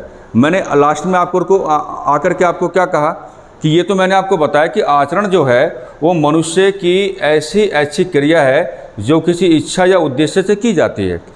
अर्थात मैंने क्या बताया कि नीति शास्त्र की मुख्य विषय वस्तु ये निकल के आती है कि उसे मनुष्य के आचरण का परीक्षण करना है। लेकिन मैंने आपको ये भी तो बताया कि नीति शास्त्र मनुष्य के आचरण का परीक्षण करेगा तो उसकी धाराएं क्या होंगी, वो केवल सकारात्मक पक्ष का ही परीक्षण नहीं करेगा बल्कि नकारात्मक पक्ष का भी परीक्षण करेगा, और नकारात्मक पक्ष का परीक्षण करके ये भी बताएगा कि इस नकारात्मक पक्ष को दूर कैसे किया जा सकता है।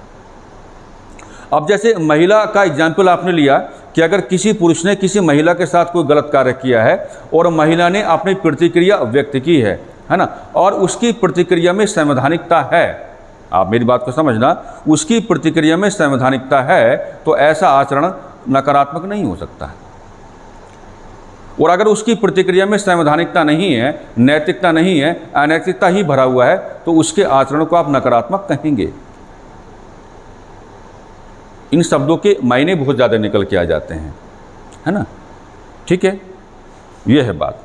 इसलिए मैंने पहले ही आपको जोड़ के बता दिया ताकि आपको ये लगे आपने सही किया। आपने कहा कि भाई इसमें शब्द का इस्तेमाल हुआ है, ऐच्छिक शब्द इस्तेमाल हुआ है, तो ऐच्छिक का मतलब ये नहीं है कि आपको, जैसे आप कह रहे थे, नहीं, मैंने आपको ये बताया कि ये बात तो समझ में आती है कि नीति शास्त्र जो है मनुष्य के आचरण का परीक्षण है, लेकिन आचरण का परीक्षण केवल सकारात्मक धरातल पर ही नहीं है बल्कि क्या है, आपका नकारात्मक धरातल पर भी है, और आपके नकारात्मक जो आचरण है उसको ओपन करके रखेगा और साथ ही साथ ये भी बताएगा कि भाई इसको दूर कैसे किया जा सकता है। मैं और हल्कापन आपको दे देता हूँ, और हल्कापन आपको दे देता हूँ। यहाँ से ये निकल के आता है निष्कर्ष के रूप में कि नीति शास्त्र जो है वो मनुष्य के आचरण का परीक्षण है। और भी हल्कापन दे देते हैं आपको, मनुष्य के आचरण का परीक्षण है ना। भाई आप जानबूझ के किसी का बुरा करोगे, है ना, मनुष्य होने के नाते जो उसके साथ व्यवहार होना चाहिए आपने उससे बहुत अलग हटके व्यवहार किया है, तो ऐसा व्यवहार तो आपका नकारात्मक व्यवहार माना ही जाएगा। आर्टिकल 21 आपको क्या सिखाता है? आर्टिकल 21 आपको यही तो सिखाता है कि ह्यूमन होने के नाते जो आपका स्टेटस है आपको हमेशा मिलता रहे। तो ऐसा नहीं है कि आपको परमिशन मिल गया है, या अगर मनुष्य सामाजिक प्राणी है तो सामाजिक नियमों और कानूनों के अधीन आकर के उसको परमिशन मिल गया है कि वो आए दिन किसी दूसरे व्यक्ति के साथ गलत व्यवहार करने की कोशिश करेगा। ऐसी बात नहीं है। मनुष्य के आचरण का क्या है? परीक्षण है। तो देखो, मनुष्य के आचरण का जो परीक्षण है, आप हमेशा ये कह के चलेंगे कि दो पद्धतियों के आधार पर किया जा सकता है। दो पद्धतियों के आधार पर किया जा सकता है। दो पद्धतियों के आधार पर किया जा सकता है। कैसे किया जा सकता है? जैसे आप अभी कह रहे थे कि कैसे किया जा सकता है। एक तरीका तो ये हो सकता है कि मनुष्य का आचरण कैसा है। मनुष्य का आचरण कैसा है? मानोगे नहीं मानोगे? मनुष्य का आचरण कैसा है? और देखो, मैंने जो शब्द इस्तेमाल किया था, मनुष्य का आचरण कैसा होना चाहिए। मनुष्य का आचरण कैसा होना चाहिए। मनुष्य का आचरण कैसा होना चाहिए। और जब आप इस पे गौर करोगे, ये तो सीधा है कि मनुष्य का आचरण कैसा है, लेकिन जब आप इस पे गौर करोगे ना कि मनुष्य का आचरण कैसा होना चाहिए, कैसा होना चाहिए, यानी कि आप अपने आप को समझा सकते हैं। जो मैंने अभी कहा कि नीति शास्त्र मनुष्य के आचरण के प्रत्येक पक्ष का परीक्षण करता है, चाहे पक्ष आपका सकारात्मक हो चाहे नकारात्मक हो। कैसा होना चाहिए, इसका मतलब ये है कि ये एक सुधार की गुंजाइश की ओर इशारा कर रहा है कि अगर आपके आचरण में नकारात्मक पक्ष हैं तो उसका परीक्षण करके आपको ये बताया जाए कि आप उस नकारात्मक पक्ष को दूर कैसे कर पाएंगे। तो दो तरीके से, दो पद्धतियों के आधार पर आप मनुष्य के आचरण का परीक्षण कर सकते हैं नीति शास्त्र के अनुसार। पहला क्या है? मनुष्य का आचरण कैसा है, या मनुष्य का आचरण कैसा होना चाहिए। अब मुझे ये बताओ, मैं एक आर्टिकल आपको लिखाऊंगा तो उसमें मैंने एक शब्द इस्तेमाल कर रखा है कि अगर हम ये मानते हैं कि मनुष्य के आचरण का परीक्षण दो प्रकार से आप लोग कर सकते हैं कि मनुष्य का आचरण कैसा होना चाहिए या मनुष्य का आचरण कैसा है, तो ये जो परीक्षण है, ये जो मनुष्य के आचरण का परीक्षण है, खुद आंसर बनाएंगे आप लोग। क्या ये जो परीक्षण है किसी गली मोहल्ले की चर्चा का विषय है? क्या ये किसी गली मोहल्ले की चर्चा का विषय है कि मनुष्य का आचरण कैसा होना चाहिए या मनुष्य का आचरण कैसा है? नहीं है ना। इसके लिए आपको कुछ कसौटियों की आवश्यकता पड़ती है, इसके लिए आपको कुछ मापदंडों की आवश्यकता पड़ती है, इसके लिए आपको कुछ आदर्शों की आवश्यकता पड़ती है। तो अगर आप मनुष्य के आचरण का परीक्षण करेंगे इस पद्धति पर कि मनुष्य का आचरण कैसा है या मनुष्य का आचरण कैसा होना चाहिए, तो मेरे हिसाब से ये किसी गले मोहल्ले की चर्चा का विषय नहीं है, बल्कि जब आप इस परीक्षण की बात करेंगे तो जैसा मैंने शब्द इस्तेमाल किए हैं, आपको कुछ कसौटियों की आवश्यकता पड़ेगी, आपको कुछ मापदंडों की आवश्यकता पड़ेगी, आपको कुछ आदर्शों की आवश्यकता पड़ेगी। और वो तमाम प्रकार की कसौटियाँ, तमाम प्रकार के मापदंड, तमाम प्रकार के आदर्श नीति शास्त्र के अंतर्गत आपको मिलते हैं। इसलिए ये आवश्यक है, इसलिए आवश्यक है, इस बात को हमेशा आप समझ के चलेंगे। हम अगर इस क्लास में आपस में बैठ के एक डिस्कशन करें और किसी विशेष व्यक्ति के आचरण का परीक्षण करें तो नीति शास्त्र इसकी अनुमति आपको नहीं देता है, क्योंकि ये हमारी क्या है, एक हल्की फुल्की चर्चा है। हमारे पास हो सकता है कि ऐसे मापदंड ना हो सकता है कि हमारे पास वो कसौटियाँ ना हो सकता है कि हमारे पास वो आदर्श ना हो जो आवश्यक हैं किसी व्यक्ति के आचरण का सही परीक्षण करने के लिए। तो परीक्षण तो आप करने की बात कर रहे हैं और किन पद्धतियों पर आधारित होकर के कर रहे हैं वो भी एक अलग बात है, लेकिन मैंने जो आपको समझाने की कोशिश की उस बात पर थोड़ा अपना ध्यान आकर्षित करने की कोशिश करेंगे कि ये जो परीक्षण है ये किसी गली मोहल्ले की चर्चा का विषय नहीं है, बल्कि इसके लिए जो आपको कसौटियाँ चाहिए होंगी, जो मापदंड आपको चाहिए होंगे, जो आदर्श आपको चाहिए होंगे, वो नीति शास्त्र में मिल जाएंगे आपको। इसलिए नीति शास्त्र रूपी व्यवस्था का सहारा लेकर के आप मनुष्य के आचरण का परीक्षण कर पाएंगे, क्या सकारात्मक है, क्या नकारात्मक है। भाई एक बात बताओ, नॉर्मली आप खुद से इस बात को महसूस करना, कोई भी है, आप में से कोई भी इस बात को लेकर के चलना, आपकी निगाह में कोई व्यवस्था अच्छी हो सकती है, वही व्यवस्था मेरी निगाह में खराब हो सकती है, और जो व्यवस्था मेरी निगाह में अच्छी हो सकती है वही व्यवस्था आपकी निगाह में खराब हो सकती है। तो ये खेल किसका है? विचार का, सोच का। तो हम कहीं बैठ कर के इतनी बड़ी जांच नहीं कर पाएंगे कि वाकई में क्या मनुष्य का आचरण तर्कसंगत है, समाज के अनुकूल है, व्यवस्थाओं के अनुकूल है ना। इसके लिए आपको हमेशा आप ये मान के चलेंगे कुछ मापदंड चाहिए होंगे, कुछ कसौटियाँ चाहिए होंगी, या कुछ आदर्श आपको चाहिए होंगे, और जो आपको कहाँ मिलते हैं? नीति शास्त्र में आपको मिल जाते हैं। तो जब इस व्यवस्था का आप सहारा लेंगे तो आपको आसानी हो जाएगी, और इस व्यवस्था के आलोक में जब आप मनुष्य के आचरण का परीक्षण करने की बात करेंगे, तो परीक्षण जब आप करते हैं तो उसको तर्कसंगत माना जाएगा, रेलिवेंट माना जाएगा, बहुत अच्छा माना जाएगा, है ना। तो एक चीज़ तो ये है जो आपको मैंने अभी तक थोड़ा सा, अभी बड़ा हल्का मैंने आपको बताया है कि नीति शास्त्र मतलब क्या है। आज फिलहाल अभी तक के डिस्कशन में आप यही दिमाग में रखेंगे, क्योंकि एक साथ बहुत सारी चीज़ दिमाग में मत रखो। आप यही समझाएंगे कि नीति शास्त्र बराबर मनुष्य के आचरण का परीक्षण है, एग्जामिन करना है, उसको परीक्षण है। और परीक्षण करते समय ये भी ध्यान रखना है कि परीक्षण जब आप करेंगे तो मनुष्य का आचरण किस सीमा तक सकारात्मक है और किस सीमा तक आपका क्या है? नकारात्मक है। और हमेशा इस बात पर जोर देने की कोशिश करेंगे, केवल यही नहीं बताना है कि आचरण क्या है आपका नकारात्मक है, बल्कि आपको यह भी बताना है कि नकारात्मक आचरण को सकारात्मक आचरण में आप कैसे परिवर्तित कर सकते हैं। अरे बात सुनिए, अब एक हल्की सी बात मैं आपके सामने लिखना चाहूँगा, उसमें थोड़ा समझना बात को मेरे को। एक चीज़ तो ये है ना, शुरुआत में बहुत हल्का हल्का चीज़ों को लेकर के चलते हैं, है ना। ये जो शब्द आपका इथिक्स है, इसको लेकर के एक कन्फ्यूजन है। कई बार क्या होता है कि हमें हिंदी माध्यम में बड़ी आसानी हो जाती है, कई बार ऐसा होता है कि हमें अंग्रेजी माध्यम में आसानी हो जाती है ना। जैसे आपका संघात्मक व्यवस्था है, तो हिंदी में तो आप यूएसए में भी क्या पढ़ेंगे? संघात्मक ही पढ़ेंगे, कनाडा में पढ़ेंगे संघात्मक ही पढ़ेंगे, भारत में पढ़ेंगे संघात्मक ही पढ़ेंगे। तो इंग्लिश में आकर के कन्फ्यूजन हो जाएगा। इंग्लिश में आपको भारत में यूनियन कहना पड़ेगा, वहाँ फेडरल कहना पड़ेगा, और जब आप इंग्लिश में आप यूनियन और फेडरल कहेंगे तो आपको उनके बीच का अंतर भी बताना पड़ जाएगा।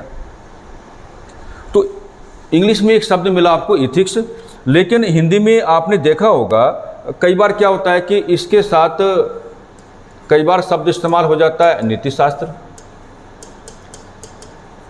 और कई बार एक शब्द इस्तेमाल हो जाता है नैतिकता। दोनों शब्द इस्तेमाल होते रहते हैं, नीति शास्त्र और कई बार क्या है? नैतिकता। तो यहाँ अंग्रेजी में कन्फ्यूजन तो नहीं है, लेकिन कन्फ्यूजन कहाँ है? ये कन्फ्यूजन जो है ये हिंदी वर्जन को लेकर के है। ये कन्फ्यूजन जो आपका राइज हुआ ये हिंदी वर्जन को लेकर है, और हिंदी वर्जन को लेकर के कन्फ्यूजन अगर आपका राइज हो रहा है तो हमें एक हेडिंग बनाना पड़ जाएगा, और हेडिंग हमारा ये बनेगा कि नीति शास्त्र तथा नैतिकता के मध्य, आप इसको मध्य संबंध भी कह सकते हैं, या आप इसको के मध्य अंतर भी कह सकते हैं, जैसा आपका इच्छा हो। मेरा डिस्कशन दोनों शब्दों को क्या करेगा? सेटिस्फाइड करके चलेगा। बढ़े आगे। इससे पहले एक केस स्टडी मैं आपके सामने रखना चाहूँगा। धीरे धीरे लेवल बढ़ेगा क्लास का। एक शब्द और आता है हिंदी में, जिसको आप हिंदी में कहते हैं स्वतंत्रता। या हिंदी में कोई दिक्कत नहीं है। और स्वतंत्रता को लेकर के जब पॉलिटी पढ़ाने का मौका मुझे मिलता है तो मैं हमेशा बच्चों को यही समझाता हूँ कि स्वतंत्रता को लेकर के जो आपके दिमाग में है वो पर्याप्त है। मुझे अपनी ओर से कुछ नहीं बताना आपको। लेकिन यहाँ पर अर्थ को लेकर के स्वतंत्रता को जब आप इंग्लिश में लिखेंगे तो कई बार क्या होगा? लिबर्टी को इस्तेमाल किया जाएगा, कई बार क्या होगा, फ्रीडम को इस्तेमाल किया जाएगा। तो अगर आप पहले लिबर्टी और फ्रीडम के कॉन्सेप्ट को समझ लेते हैं तो ये चीज़ अपने आप ही आपकी गिरफ्त में आ जाएगा कि नीति शास्त्र और नैतिकता के मध्य संबंध या अंतर आप कैसे स्पष्ट करके चलेंगे। तो स्वतंत्रता तो आप समझ पा रहे होंगे कि इस स्वतंत्रता क्या है ना। जैसे बताना चाहेंगे कि आप कि स्वतंत्रता क्या है।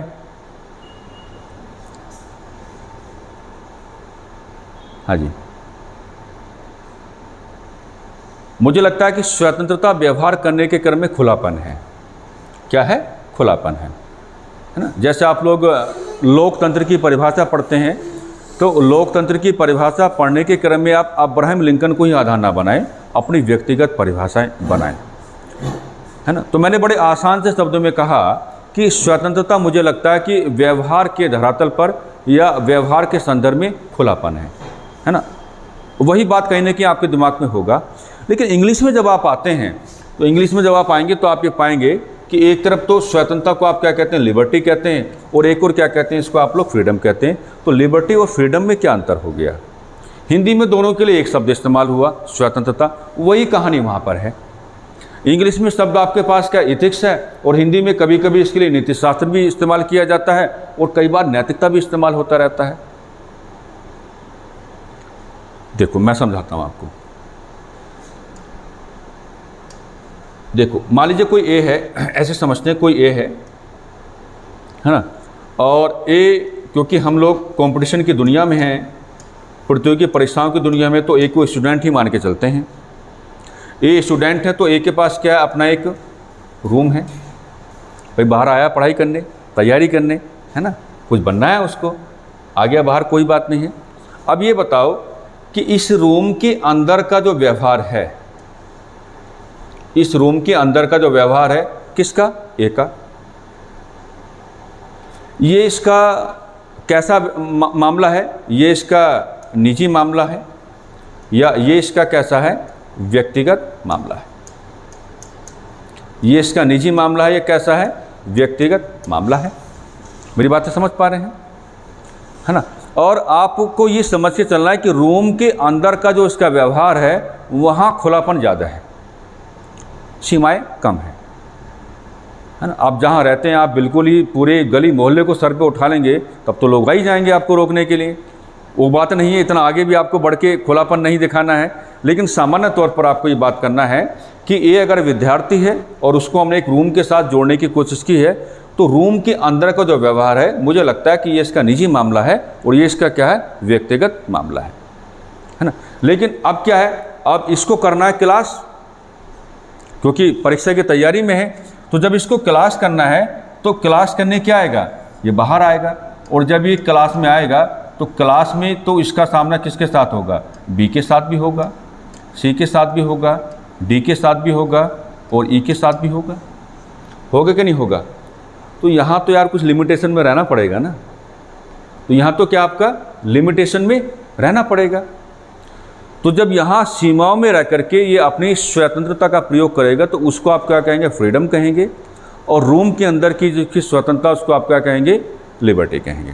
लिबर्टी जो है वो वकालत करता है कम सीमाओं की, और फ्रीडम जो वकालत करता है वो अधिक सीमाओं की। आप लोग मेरे उदाहरण से समझ रहे होंगे कि जो इसकी क्रांतिकारी गतिविधियाँ कमरे के अंदर हैं वो कक्षा में संचालित नहीं हो सकती हैं। कहने का मतलब ये है वो वहाँ पे उसका निजी मामला है या वो वहाँ पे इसका क्या व्यक्तिगत मामला है, लेकिन जब कक्षा में आएगा तो बाकी बच्चों के साथ अपने आप को जोड़ने की बात करेगा, बाकी बच्चों के साथ अपने आप को एसोसिएट करने की बात करेगा, और जब कक्षा के अंदर बैठ करके स्वतंत्रता का प्रयोग करेगा तो लिमिटेशंस कार्य करेंगी।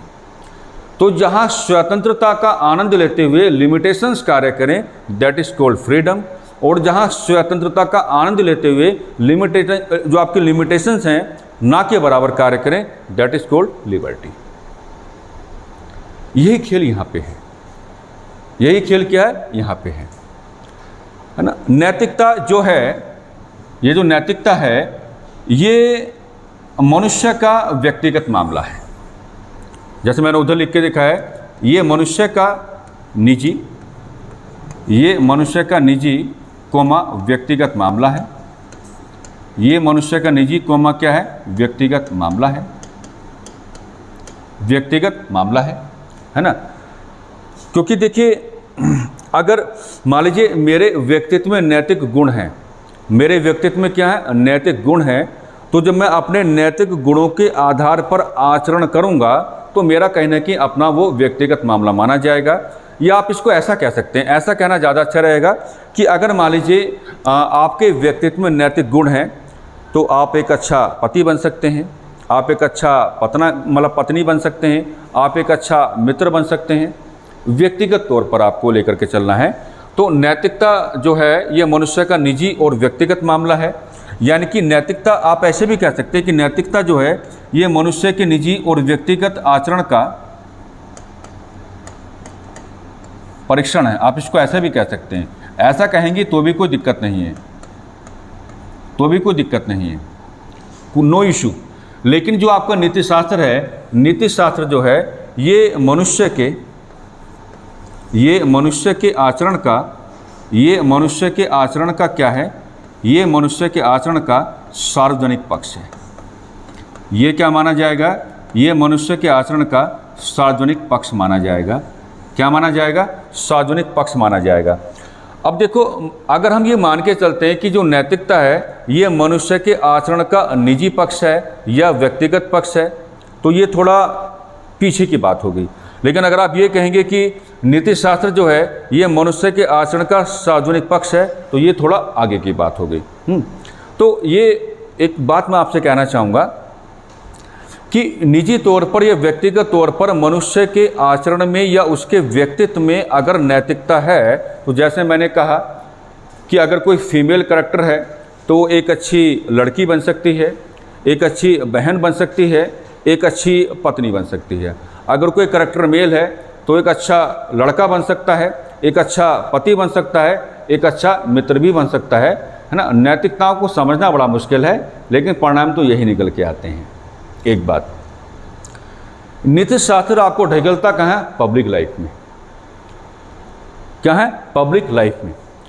और पब्लिक लाइफ में जब आपका आचरण नैतिकताओं से भरा होगा तो आप एक अच्छे प्रशासनिक अधिकारी भी बनेंगे, आप एक अच्छा राजनेता भी बनेंगे, और मैं तो ये कहना चाहूँगा आप एक अच्छा अध्यापक भी बन सकते हैं।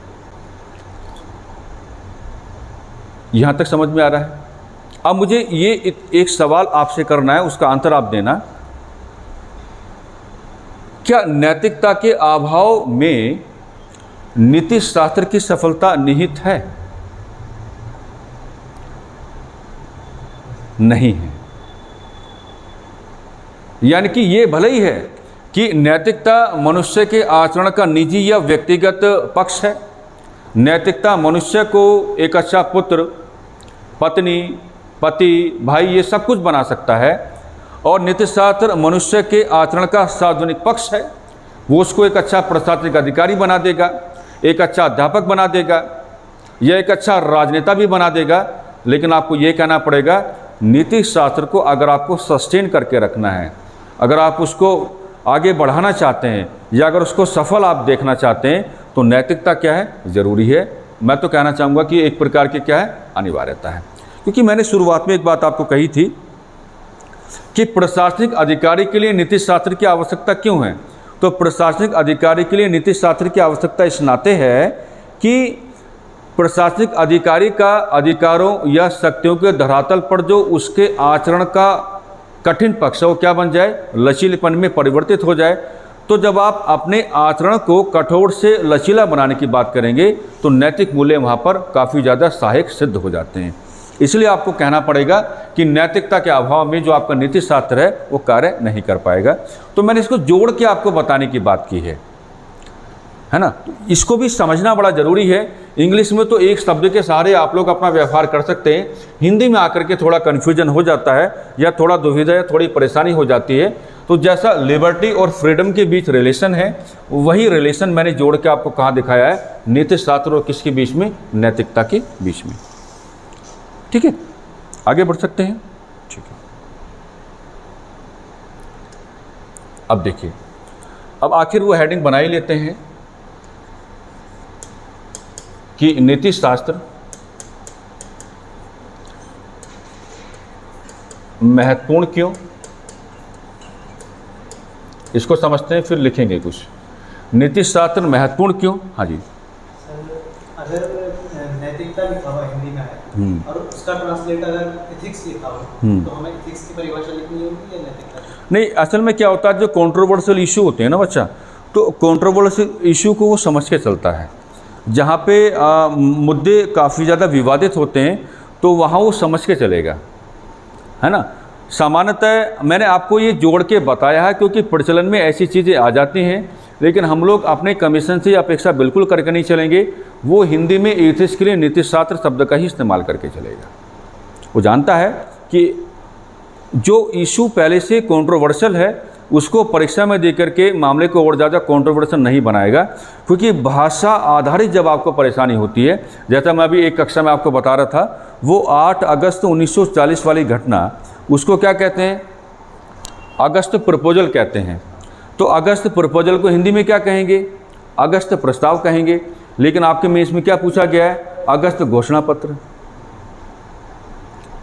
तो ये भाषा आधारित गलती है। हो सकता है किसी ने पता नहीं ध्यान दिया होगा या किसी ने ध्यान नहीं दिया होगा, तो वो हिंदी में आपके लिए नीति शास्त्र शब्द का इस्तेमाल करेगा।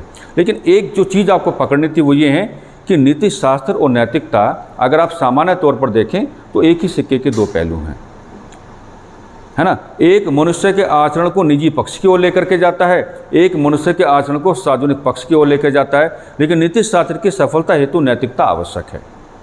वो जो दुविधा है, आप बात को समझे नहीं शायद, जो दुविधा है मैंने उसको अलग करने की कोशिश की है। मैंने यहाँ पे नैतिकता और नीति शास्त्र को अलग करने की कोशिश की है। हमने अलग कर लिया उनको, हमने क्या किया? अलग किया है। तो मैंने आपकी दुविधा को शांत करने की कोशिश की है।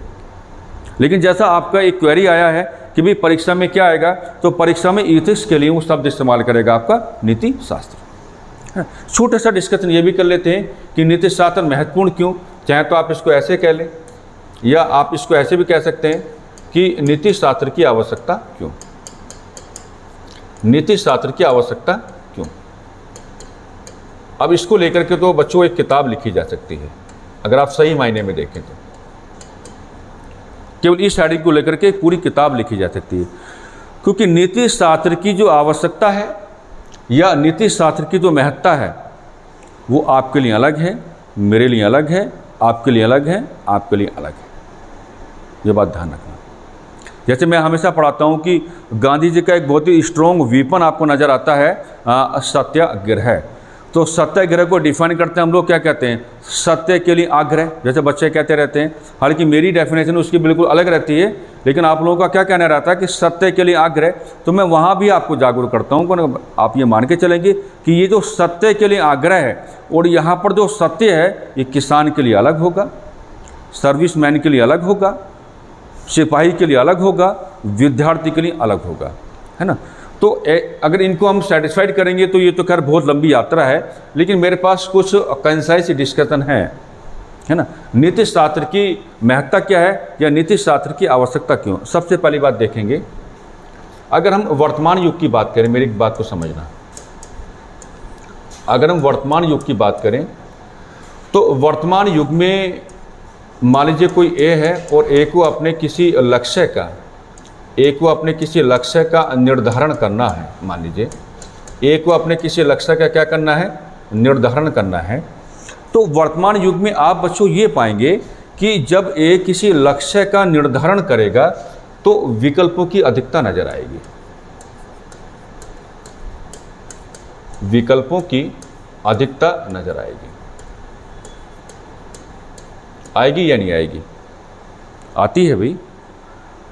आजकल तो हम लोग अपने काउंसलिंग करवाते हैं बच्चों की, 12th के बाद करवाते हैं, या कुछ तो लोग बचपन में ही करवा लेते हैं। तो इस बात को समझ के चलना, मैंने इसको अपने नोट्स में शामिल किया है कि वर्तमान युग में क्या है कि वर्तमान युग में जब हम अपने किसी लक्ष्य का निर्धारण करने की बात करते हैं तो हमारे पास विकल्पों की अधिकता बहुत ज़्यादा होती है। और ये जो विकल्पों की अधिकता है, इनमें से, है ना, सही विकल्प का चुनाव, सही विकल्प का चुनाव अगर मैं ऐसा कह दूं कि सही विकल्प का चुनाव करने में नीति शास्त्र सहायक है, सही विकल्प का चुनाव करने में नीति शास्त्र सहायक है, तो क्या आप इस बात को डाइजेस्ट कर पा रहे हैं या नहीं? बताइए। अभी मैंने केवल बात कहा है कि ये तो समझ में आता है कि वर्तमान युग में आप ये तो खैर बड़ी आसानी से समझ सकते हैं कि वर्तमान युग में लक्ष्य के निर्धारण के संदर्भ में हमारे पास विकल्पों की अधिकता काफ़ी ज़्यादा है, और जहाँ विकल्पों की अधिकता बहुत ज़्यादा हो वहाँ पर अगर आप अपने सही विकल्प का चुनाव करेंगे तो नीति शास्त्र उसमें सहायक है। तो पहले तो आपको ये समझना पड़ेगा कि यहाँ पर सही विकल्प का मतलब क्या होगा। सही विकल्प का मतलब क्या होगा? मुझे लगता है कि सही विकल्प का मतलब ये होगा जो आपकी क्षमताओं के अनुकूल हो, जो आपके क्या हो, क्षमताओं के अनुकूल हो। मानोगे नहीं मानोगे इस बात को? जो आपकी क्षमताओं के अनुकूल हो। भाई ये बात मानने योग्य है या नहीं है ना? अब क्षमताओं का और नीति शास्त्र का क्या संबंध है? क्षमताओं का और नीति शास्त्र का क्या संबंध है? ये तो और ज़्यादा मामला कंट्रोवर्शियल हो गया। चलो पहले मामला विवादित मैंने बना दिया, उसको मैंने ऐसे कहकर थोड़े संभालने की कोशिश कर ली है कि चलो सही विकल्प जो है क्या होगा, तो सही विकल्प ये हो सकता है कि जो आपकी क्षमताओं के अनुकूल हो। लेकिन क्षमताओं का और नीति शास्त्र का मतलब क्या है?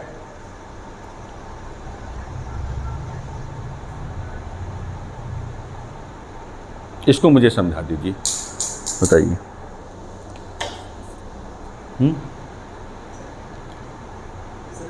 एक क्वेश्चन ये भी हो सकता है कि क्षमताएं जैसे अभिवृत्ति के अंतर्गत आती हैं। हाँ बिल्कुल। तो नीति शास्त्र के अंतर्गत अभिवृत्ति को पढ़ा जाता है, तो उस प्रकार से पता लगाया जाता है कि कौन कितना क्षमतावान। सही आपने जो आंसर है, आपने बहुत रेलिवेंट आंसर, हालांकि इसके आंसर तो सबके अलग अलग हो सकते हैं, है ना। एक बात तो ये है कि मुझे हमेशा से यह लगता है कि जब आप विकल्पों की अधिकता में से किसी एक विकल्प का चुनाव करते हैं, और विकल्प का चुनाव करते समय हमें ये ध्यान देने की आवश्यकता है कि जिस विकल्प का आपने चुनाव किया है वो आपकी क्षमताओं के अनुकूल हो, तो इसका एक फ़ायदा आपको ये मिलता है कि आप अनावश्यक प्रतिस्पर्धाओं को बढ़ावा नहीं देते हैं। क्या है? आप अनावश्यक प्रतिस्पर्धाओं को बढ़ावा नहीं देते हैं। और अगर आप अनावश्यक प्रतिस्पर्धाओं को बढ़ावा नहीं देते हैं तो ये आपका एक ऐसा आचरण माना जाएगा जिसमें पूर्णतः नैतिकता है। अगर आप प्लेटो को याद करोगे तो प्लेटो ने जब अपने उस समय में एक बात कही कि जब आप किसी भी मनुष्य का क्लोज एग्जामिनेशन करोगे तो हर मनुष्य में 3 प्रकार की कैपेबिलिटीज पाई जाती हैं। एक तो बुद्धि वाली क्षमता, एक भुजाओं वाली क्षमता, और एक उत्पादन करने वाली क्षमता। क्या? एक उत्पादन करने वाली क्षमता। ये तीनों क्षमताएं क्या है? हर व्यक्ति के अंदर आपको मिलेंगी। लेकिन प्लेटो साहब ने कहा कि इन तीनों क्षमताओं में भी हर मनुष्य अलग अलग प्रकार की क्षमता का ही सर्वोत्तम प्रयोग कर पाता है। कुछ ऐसे होते हैं जो केवल अपनी मेंटल एफिशिएंसी का प्रयोग बहुत अच्छा कर पाते हैं, कुछ ऐसे हैं जो अपनी भुजाओं का प्रयोग बहुत अच्छा कर पाते हैं, और कुछ ऐसे हैं जो उत्पादन करने का प्रयोग, उत्पादन करने की जो उनकी एक कैपेबिलिटी है उसका प्रयोग बहुत अच्छा कर पाते हैं। तो भले ही योग्यताएं 3 प्रकार की नज़र आती हैं कि बुद्धि वाली योग्यता है, भुजाओं वाली योग्यता है, या उत्पादन करने वाली योग्यता है, लेकिन प्लेटो साहब कहते हैं कि जब आप और गहराई में जाओगे तो हर मनुष्य के पास ऐसा आप पाओगे कि इन तीनों प्रकार की योग्यताओं में से किसी एक में ही वो काम करने के लिए बना है। तो जिस एक में वो काम करने के लिए बना है आप उसको काम केवल वही दें। इसका फ़ायदा ये होगा कि समाज में जो अनावश्यक प्रतिस्पर्धाएं हैं मनुष्य के बीच, उनको बढ़ावा कभी भी नहीं मिलेगा। और जो समाज इस पद्धति पर कार्य करना प्रारंभ कर देता है, समाज में शांति अपने आप ही स्थापित हो जाती है। ये बड़ी दूर की बात है, बड़ी आसानी से आपको समझ में नहीं आएगा, लेकिन आपने आंसर को पकड़ लिया। आपने इस बात को पकड़ने की पूरी कोशिश की, है ना। क्षमताओं के अनुकूल है, तो मैंने कुछ अलग तरीके से आपको समझाने की कोशिश की है कि अगर आप अपने लक्ष्य का निर्धारण करेंगे, नीति शास्त्र सहायक क्यों है? क्योंकि अगर मैंने कहा कि आपने जिस लक्ष्य का निर्धारण करते समय सही विकल्प का चुनाव करा है, तो जिस सही विकल्प का आपने चुनाव किया है वो आपकी क्षमताओं के अनुकूल होना चाहिए। और जब क्षमताओं के अनुकूल होगा तो समाज में जो अनावश्यक प्रतिस्पर्धाएं हैं उनको बढ़ावा नहीं मिलेगा। और अगर आपका आचरण ऐसा है जो समाज में अनावश्यक प्रतिस्पर्धाओं को बढ़ावा देने से रोकने वाला है, तो नीति शास्त्र आपको शाबाशी देगा, आपका वेलकम करेगा। आप इसको ऐसे भी समझ सकते हैं और आंसर आपका भी क्या पूर्णतः रेलिवेंट है, सही बात आपने समझी, ठीक है। और दूसरा, जैसे मैंने पहले कहा था कि अब अलग अलग तरीके से, है ना, जैसे मान लीजिए हम ये कहें कि वर्तमान युग क्या है आपका जो वर्तमान युग है, आप इसको ऐसे भी समझ सकते हैं, वर्तमान युग जो है आपका, ये बराबर अधिकारों कोमा शक्तियों का दौर है, अधिकारों कोमा शक्तियों का दौर है, अधिकारों कोमा शक्तियों का दौर है। और अधिकारों तथा शक्तियों के धरातल पर अगर हम मनुष्य के आचरण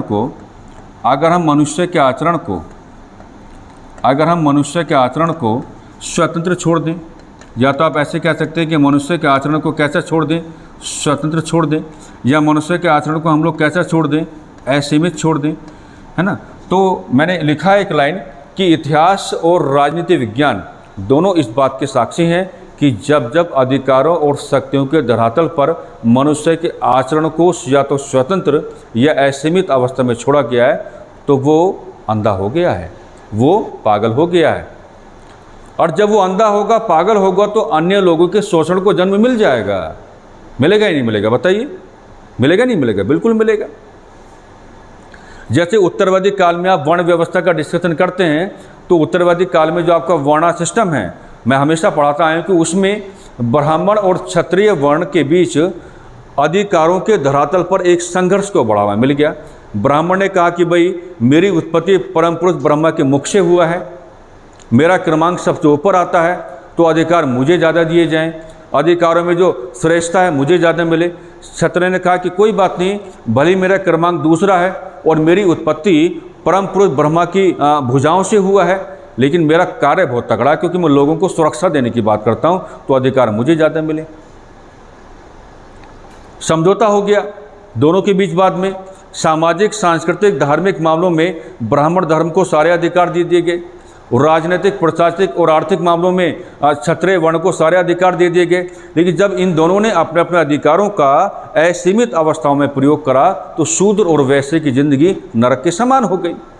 तो जब आप ये पाएंगे कि अधिकारों के धरातल पर या शक्तियों के धरातल पर अगर आप किसी व्यक्ति को, व्यक्तियों के समूह को या किसी संस्था को आप स्वतंत्र या असीमित अवस्था में छोड़ना चाहेंगे, तो बाकी लोगों के शोषण को जन्म मिलेगा। हाँ जी, आप बिल्कुल डाल सकते हैं, क्यों नहीं डाल सकते हैं? बिल्कुल डालेंगे, वो तो पूरा लोकतंत्र के विपरीत है। बिल्कुल आप डाल सकते हैं, क्यों नहीं डाल सकते हैं? बिल्कुल डाल के चल सकते हैं। तो जैसे मैं बता रहा हूँ कि वर्तमान युग आपका अधिकारों या शक्तियों का दौर है, तो मनुष्य के आचरण को अगर हम अधिकारों तथा शक्तियों के धरातल पर, है ना, उसको अगर हम स्वतंत्र छोड़ने की बात करेंगे या असीमित अवस्थाओं में रखने की बात करेंगे, तो कहानी क्या हो सकती है? खराब हो सकती है। तो नीति शास्त्र जो है, जैसा हमने पहले भी कहा था कि इस मनुष्य के आचरण को क्या बनाना चाहता है? नैतिक बनाना चाहता है। इस मनुष्य के आचरण को नैतिक बनाना चाहता है, या आप ऐसे कह सकते हैं कि व्यवस्थाओं के, आप ऐसा भी कह सकते हैं कि व्यवस्थाओं के अनुकूल बनाना चाहता है। आप ऐसा भी कह सकते हैं कि व्यवस्थाओं के अनुकूल बनाना चाहता है, व्यवस्थाओं के अनुकूल बनाना चाहता है, ताकि अधिकारों का या शक्तियों का संवैधानिक प्रयोग हो सके और बाकी लोगों के शोषण को जन्म ना मिले। हाँ हाँ बिल्कुल। आप अपने शब्दों का सहारा लें और उस हिसाब से चीज़ों को लिखने की कोशिश करेंगे, है ना। ये तो मैं थोड़ा इशारा किया हूँ कि नीति शास्त्र, मैंने पहले ही बताया था कि इस पर तो पूरी किताब लिखी जा सकती है। जैसे जैसे वर्गों को आप जोड़ के चलेंगे, उस हिसाब से आप इसमें थोड़ा सा दिखा के चल सकते हैं। लेकिन कुछ बातें तो हमने पहले कर ली थी, बातें तो खैर कहीं ना कहीं वही हैं, उसी हिसाब से आपको चीज़ों को लेकर के चलना है। मेरा उद्देश्य ये है कि मैंने जो भी चीज़ें आपके सामने रखने की कोशिश की है, इन चीज़ों को आप समझें और एक बार लिखें, और लिख करके जैसे मैं अपने शब्द अब आपको देने जा रहा हूँ या मैं आपको अपने शब्द उपलब्ध कराऊंगा, तो इन शब्दों का सहारा लेकर के आप क्या कार्य करेंगे, अपने आप को जागरूक करेंगे और फिर पूरी कहानी अपने शब्दों में लिखने की कोशिश करेंगे। ये आपका उद्देश्य होना चाहिए, है ना। तो अभी तक की चर्चा का एक निष्कर्ष से निकल के आता है कि नीति शास्त्र अपने आप में कोई बहुत बड़ी बीमारी का नाम नहीं है, इसको बड़ी आसानी से आप लोग समझ सकते हैं। बस खेल थोड़ा नैतिक धरातल का है, और जहाँ नैतिक धरातल का डिस्कशन हम लोग करने की ओर आगे बढ़ते हैं तो वहाँ थोड़ी सी परेशानी हो जाती है, क्योंकि आजकल एक सेंटेंस में बड़ा सुनता हूँ कि हमें टू द पॉइंट बात करनी चाहिए, या हमें बी प्रैक्टिकल होकर के अपना जीवन व्यतीत करना चाहिए, स्ट्रेट फॉरवर्ड होना चाहिए। तो जब हम ऐसी बातें करते हैं तो हम नैतिक मूल्यों को या नैतिकता को या नीति शास्त्र जैसी व्यवस्था को नहीं समझ पाते हैं, जबकि कमीशन ये आपसे अपेक्षा करता है कि आप इसको समझें और आप अपने जो व्यवहार है, जो आपका आचरण है, आप उसको रिजिड से क्या बनाएं, फ्लेक्सिबल बनाने की बात करें, लोगों की ओर आप झुकें ताकि लोग आपके ऊपर अपना भरोसा व्यक्त करें, है ना। एक अच्छे प्रशासक जो है उसका परिभाषा यही होता है कि अगर वो किसी क्षेत्र में कार्यरत है तो लोग उस पर अपना भरोसा व्यक्त करें, क्योंकि जब तक लोग अपना भरोसा व्यक्त नहीं करेंगे तो शिकायत की वास्तविक वस्तु स्थिति अधिकारी के सामने नहीं आ पाएगी। जब आप कभी जैसे बनेंगे आप, तो 6 महीने तक तो आपको आपके अधिकार ही पढ़ाए जाएंगे, इतने अधिकार होते हैं। तो उन अधिकारों का दुरुपयोग ना हो पाए, नीति शास्त्र की मुख्य अपेक्षा क्या है आपसे, यही है, ठीक है। तो ये एक छोटा सा इंट्रोडक्शन था जो मैंने आपके सामने रखा। क्लास को रोक देना आप।